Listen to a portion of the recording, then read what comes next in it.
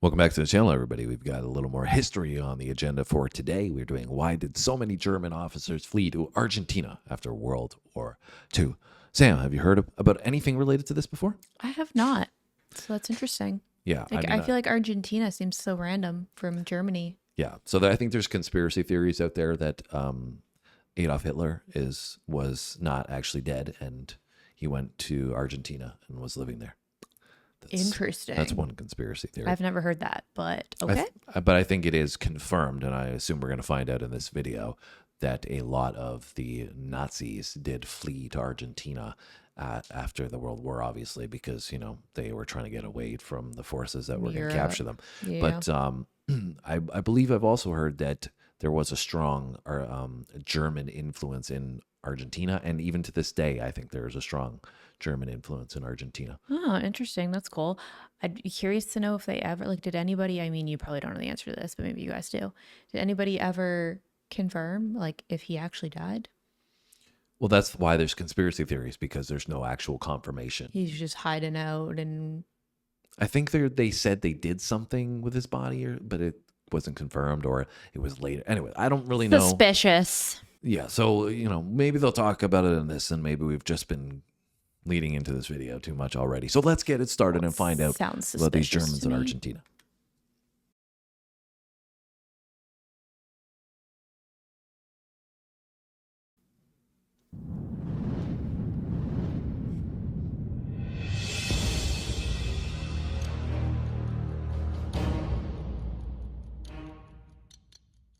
After World War II, thousands of German officers and wartime collaborators who supported the regime from France, Croatia, and other parts of Europe were looking for a new home. Many of them knew that they might be trialed and judged for their crimes and actions. Their goal was to flee, preferably as far away from the Nuremberg trials as possible. Well, the question is not about the reason of their running, which is obvious, but why did so many of them choose Argentina as their new home?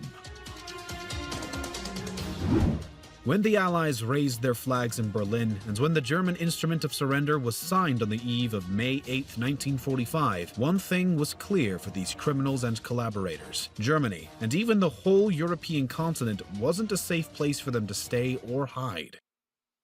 Even if the entire regime collapsed and the war was over in Europe, that didn't mean the entire network that they had garnered had collapsed.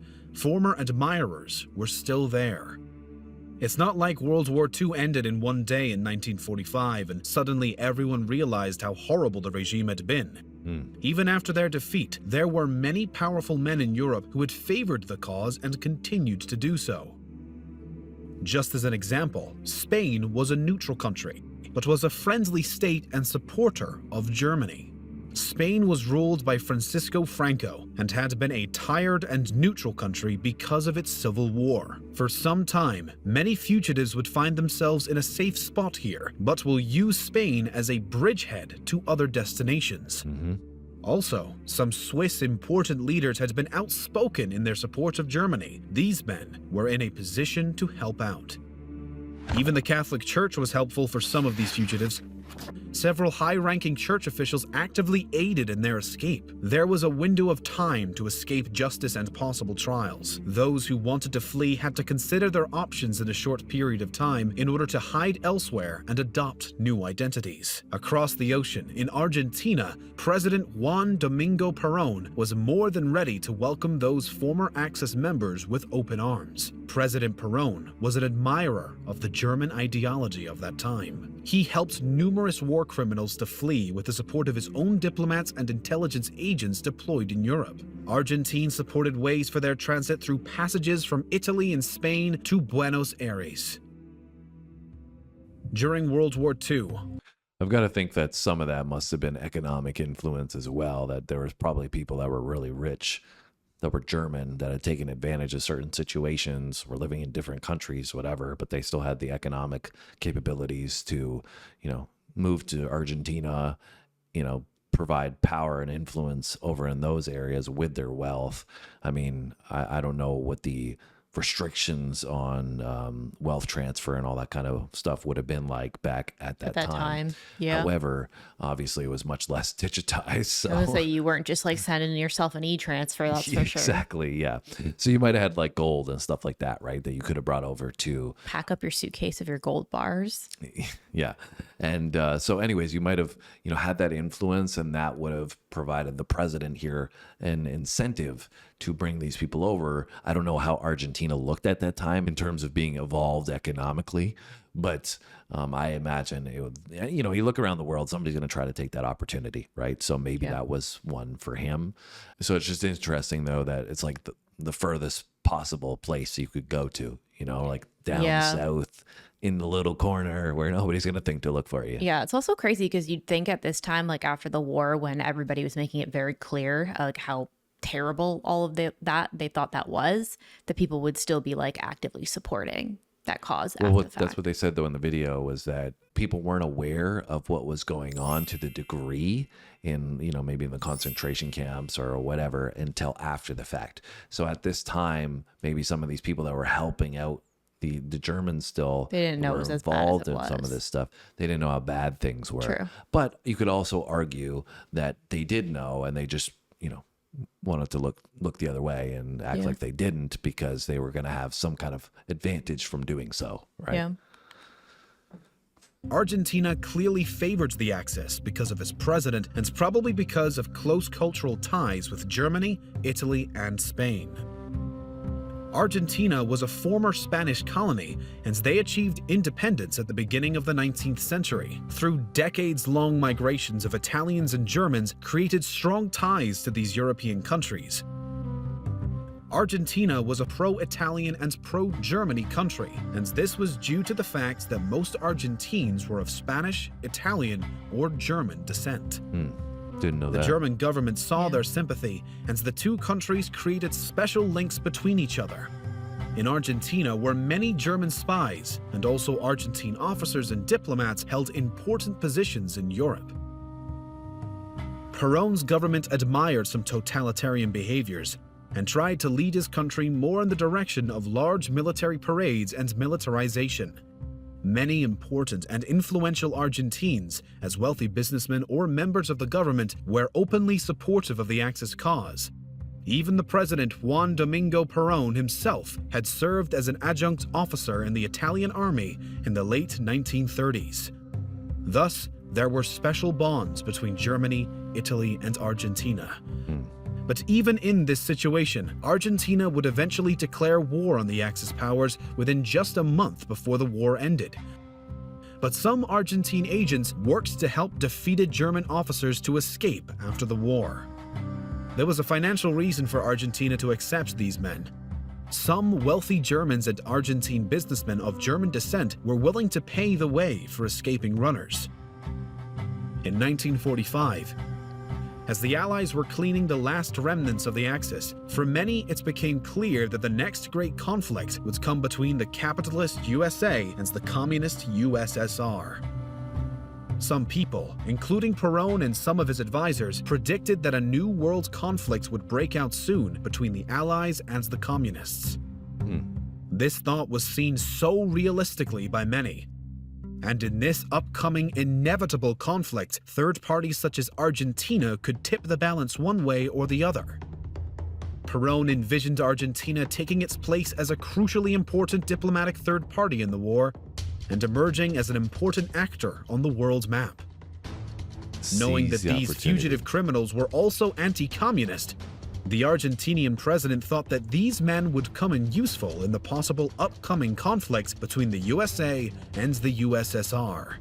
Strategic. The Argentine president also sought to recruit more of these fugitives, in particular those with military and technological expertise that he believed could help his armies and technological advances.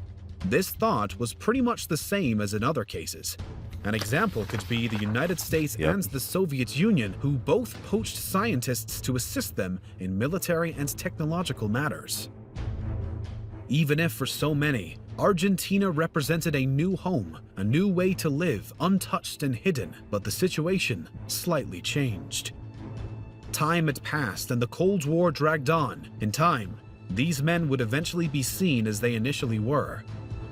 The support for them fled away with time. But Argentina was not the only place in South America that accepted them. Many others eventually found their way to other countries in the region. Hundreds migrated to places like Brazil, Chile, Paraguay, and other parts of the continent. For those who Argentina became an option after 1945, the situation changed just 10 years later, after Perón's government fell in 1955. There was a fear that the new administration might not see with good eyes their existence on Argentine soil and could send them back to Europe, mainly due to the new government's hostility towards Perón and all his former policies. Over time, the presence of so many became something of an embarrassment to the country. By the 1990s, most of these aged men were living openly under their own names. A handful of them were eventually tracked down and sent back for trials. Wow. Many others have lost their mark and were assimilated into Argentina's sizable German community and probably never talked about their past again. Runners escaped to Argentina and South America through a system of escape routes called ratlines.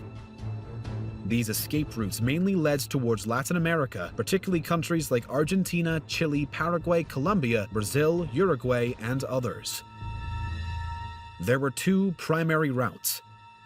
The first went from Germany to Spain, then Argentina. The second one was from Germany to Rome to Genoa, then South America. This happened because of the willingness of some countries to accept these people and because some important figures who had a form of sympathy to them. But there is also another big reason for their escape to Argentina: geography. Looking at the map of 1945, we can see that Europe was obviously not a good place to hide. Even if some of these people found themselves in countries like Portugal, Spain, or Switzerland. Looking in the east, there was the Soviet Union, the conflict in China and Japan, and some allied colonies. Looking south, Africa was mainly a huge colony of France and Great Britain. In the west, there was the US and Canada. But from the US-Mexican border to the south, the option to run seemed plausible. Considering all options, Latin America was the only part of the world where true chances for a new life existed, even if, after some time residing there, some of them were caught. And from all these states, Argentina seems the best option, considering the openness of the Argentinian government at the end of the war to accept these criminals, collaborators, and others who fled. We want to thank you so much for watching this video, and to express our gratitude to our few but very generous Patreon supporters. You can too support our channel by clicking the... All right, so that's why did so many German officers flee to Argentina? Anything that stuck out to you in that one, Samantha?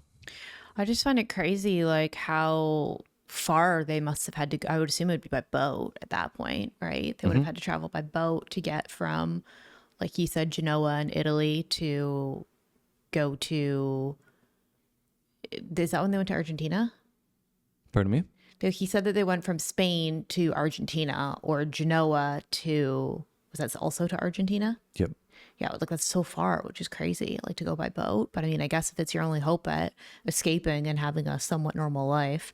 It's also crazy to me, like how he said that some of them just like ended up reverting to their normal name and like not really caring and living out in the open. Like you put yourself through all of that to get out of there and you're going to risk it by using your normal name. Like, yeah, I think there's... why not just start fresh? In their head, they probably thought because they were in a different country that had different laws that they were free to go about and do about as they wished.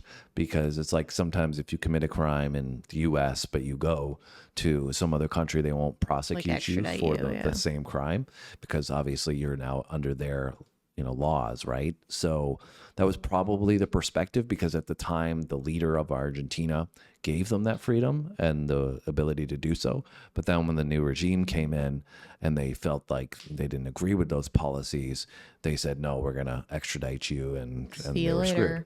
Yeah. Crazy. So that's the thing, like you're pointing out, right? They probably should have been a bit more prudent about their risk because, you never know what the future regimes are going to look like. Yeah. But I like they said in that, I think there was still a really large German community. They didn't really touch on it too much. I thought we were going to dive deeper into what it looked like into Argentina. We just kind of dove into, what happened and how it all played out. Yeah. But I think from what I understand, there has been an ongoing large community of, as they said, they integrated into society there, right? It's also interesting that there's a large Italian community there because I have never heard I didn't that. know And that I either. have Italian background in, my family, and I've never heard that, which is interesting. Also, it's crazy to think about that at that time in the world, there was essentially Allied influence everywhere else. And then obviously they didn't want to go into Russia and they didn't want to go into China because of the conflicts, but like everywhere else, that was really the only option was South America. Yeah. Yeah. I mean, I think I remember that from one of the videos that we did World War II, that they just being blown away by so many British and French colonies everywhere. And even German colonies. There was a ton of those too. So, then that's why their influence, I guess, was left in Argentina there. But anyways, we've got a cat to feed, so we better get going. Hopefully you guys enjoyed the video with us. If you did, hit the like button. Hopefully you come back soon and check out our next video. We'll see you then.